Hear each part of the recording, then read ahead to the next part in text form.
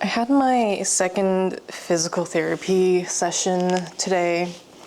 I've been having issues with my knee, and the diagnosis is basically I have muscle imbalances between the inner and outer thigh muscle of my leg. So it's been pulling my kneecap into the direction of whichever muscle is stronger. And that really hurts because your kneecap is not supposed to go anywhere beyond the straight groove for the knee.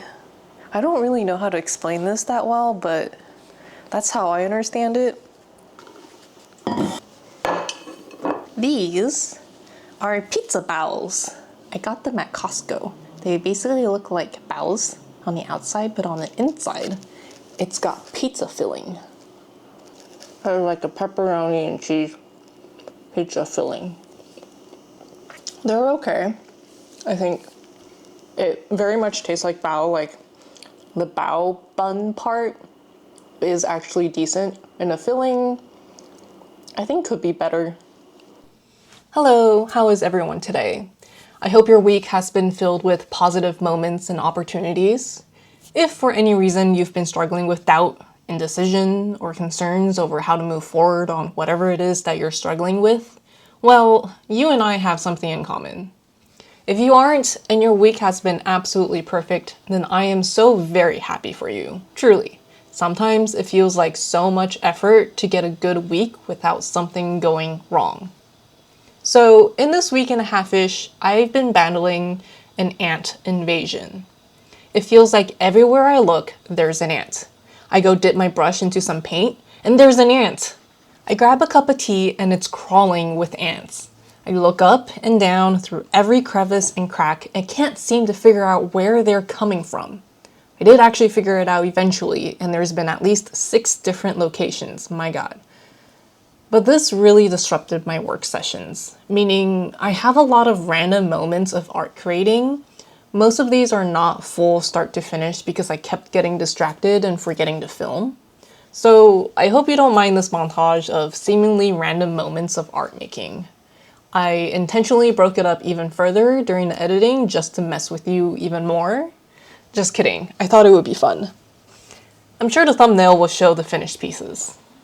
Hi, my name is Sin. I'm an aspiring artist trying to create a small stationery business called Monotonous Diary, and this is my video diary of my art journey.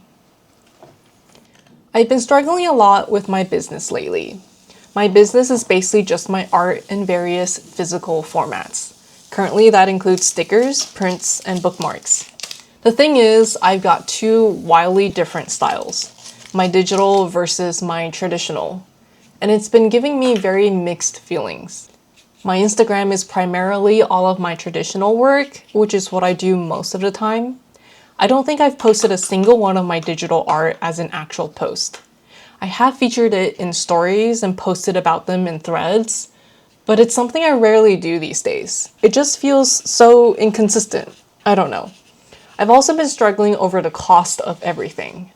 I chose to start my shop on Shopify, thinking I'd make just enough to cover the basic subscription fees.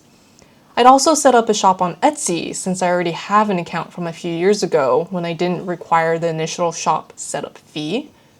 But both cost some amount of money to run, one less than the other. And currently, I'm just not making money. I've been ruminating about closing my Shopify and just sticking with Etsy, or maybe opening a Ko-Fi account. There are a lot of perks of Shopify that I really do enjoy, one being that I get to customize my own website. But is it really worth it? I read through some comments that some people would prefer to purchase from a new and small artist through their Etsy, even though they had their own shop site. This is because Etsy apparently has a better buyer protection. Which I get, there's always 2 sides of a coin and each side wants to protect themselves just as much as support the other. Unrelated, but personally as a buyer, I've always been very iffy about buying from Etsy. It's sometimes hard to figure out whether you're buying from an original artist, or a reseller, or a scam seller. Anyways, that's one of my biggest things that I've been waffling on. The other struggle I'm going through is simply my art. I've been spending all of this year, the past 8 months, trying to improve my art skills and develop something that speaks to me. One thing I've learned about a successful business is that there's always a story and theme. Sometimes the art style determines that, like Yume, Loish, Sibline. They all have a unique and distinct art style that relatively stays unchanged and is improved over time. Therefore, the content of the art doesn't truly matter. But most of the time, there is a recurring theme that's repeated throughout all the products. Like Thousand Skies with dogs, Sakura Dragon and her tiny RPG army, and Gem Strawberry with all things strawberries in a vintage red and cream color palette. That's my struggle. I don't have a theme. Yes, I've been painting a lot of landscapes, but I don't think that's what I want to do long term. My digital art has been very cutish, but contains a lot of bold colors. And I think that's the only connection between my digital and traditional art, the bold colors. This week, I created a more illustrated piece called Learn to Rest, one of the August for Artists Art Challenge prompts for this month. This kind of felt like merging the two styles together, and I'm pretty satisfied with how it turned out. But I'm not sure if this is the route I want for my business. Do I want to be an illustrator? I hate doing commissions though. Do I want to make children's book? I'm pretty shoddy at storytelling. What use is this illustration beyond another art print that people will probably not buy? Or do I put in my portfolio for nobody to see because I'm not applying for jobs in illustration? Regardless, I will continue to keep painting landscapes and illustrations just because I enjoy it, and it's a great way to continue building my art skills. And who knows, maybe this will become my thing, maybe I will get to illustrate a book in the future. But back to my business problem. This is probably something that will figure itself out the more I continue to create, but I'm impatient, unemployed, running out of benefits, actually ran out of benefits as I'm recording this video, and really needing something to succeed. You know what doesn't help? The lack of sleep. I started my next set of physical therapy exercises and they've been killing me. It's normal to get the soreness and stiffness after like a hard exercise, but these aren't hard exercises, you know? It is still physical therapy, so to my muscles, they're intense. I get it. But because of that, I ain't getting enough sleep, guys. My sleep tracker says so, my brain fog says so, my constant need for a nap every day says so. In fact, I'm pretty sure my overly intense dry eyes says so. But alas, there is nothing I can do about it besides push forward. I'm not willing to spend more time resting because that's all I do most days. If anything, all this extra resting is probably making me feel worse. That being said, it's been a week since I first started writing these thoughts down. I'm now finishing up the last of these thoughts a week later so I can record this voiceover and finish editing this video. During that time in between, I've actually come up with an idea that merges storytelling with art creating and product creating. And no, it's not going to be an animation and it's not going to be an illustrated book, but it will include a video. Part of this idea came about when I remembered something that my intro to animation teacher told us.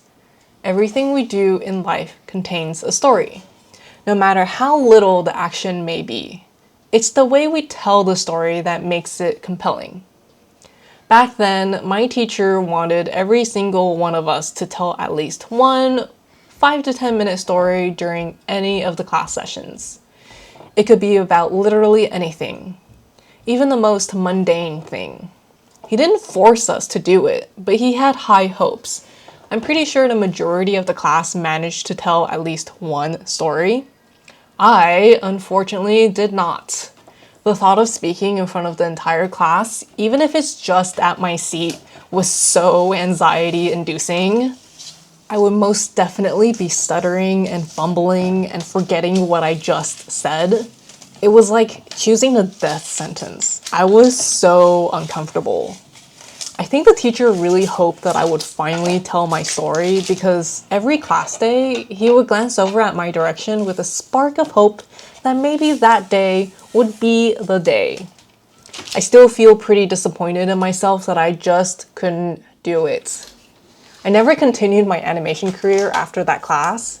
Being told that storytelling was a major part of animation and then going through the whole ordeal of having to tell that story verbally in front of so many people. Okay, yeah, that is actually the nature of the career. Animation is about storytelling. So 15 years later, here I am finally stepping up and telling my story. Of course, I have my story written down so I can just read it, and I'm speaking into a microphone with nobody else around. But hey, we all gotta start somewhere. Building confidence can be a slow thing. Anyways, next week I'm hoping to post the first episode of this new series built more upon storytelling to inform my drawings and illustrations. Stay tuned. My plan is for a Wednesday release, and I do hope you all enjoy it. I will still continue to make vlogs every other week. I think that schedule works for me, and I do enjoy sharing the new things I've learned, the things I'm working on, the improvements to my studio space, my art, and my business, and just whatever is on my mind. I'm now off to go kill more ants, but before I go, my shop is running a sale for the month of August. Go to monotonousdiary.com or my Etsy shop and use the code AUGUST10 at checkout to get 10% off your entire order. I've got prints, stickers, and bookmarks, most of them which will not be restocked once they're gone. Shipping is available worldwide except for those in the EU and EEA. Every bit of your support helps, even if it's just a like, subscribe, or a comment. And if you reach the absolute end of this video, which is right now, comment on your horror ant story, or just an ant emoji, if there is one. Is there one?